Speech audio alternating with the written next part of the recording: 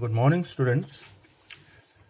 Let us today start with the lecture on RC firing circuit. In the earlier firing circuits, they had a limitation of firing angle from 0 to 90 degree only. With this, we have limited range of control of load voltage and load current up to pi by 2 maximum. This limitation is eliminated in RC firing circuit, which provides better control over load voltage and load current, where the firing angle ranges from 0 to 180 degree.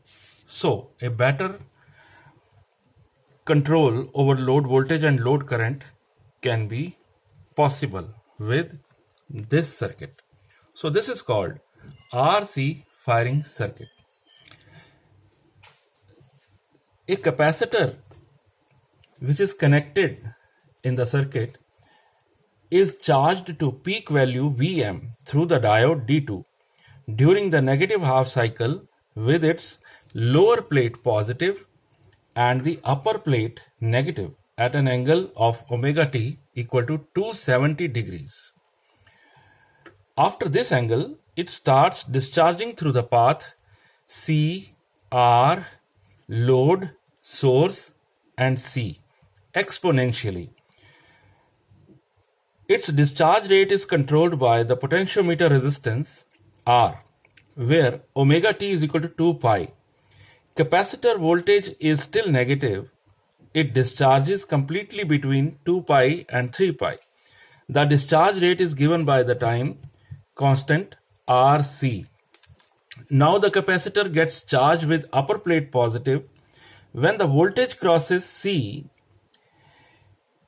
when the voltage across C reaches the value Vg plus Vd1, the thyristor is turned on and conduction starts. At the beginning of negative half cycle, at zero crossing, the thyristor is turned off naturally due to line commutation, and the capacitor starts charging in reverse direction. We can see this in the waveforms also. So, the upper waveform is that of the input voltage, whereas the dotted lines represent the capacitor voltage or the charge on capacitor. Here, this is voltage across thyristor. Alpha is the firing angle, theta is conduction angle. And this waveform represents the voltage across thyristor. Whereas the relation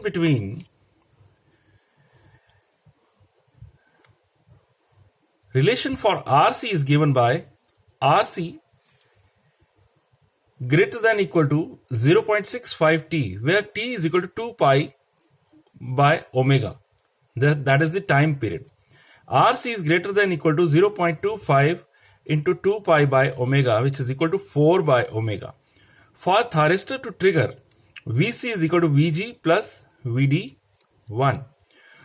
So, this instantaneous value of supply voltage at triggering is Vs equal to Ig minimum multiplied by R plus Vg plus Vd1.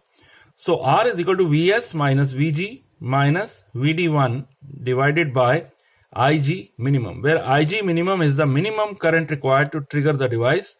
Vg is the minimum value of voltage between gate and cathode. So, thank you very much for attending my lecture.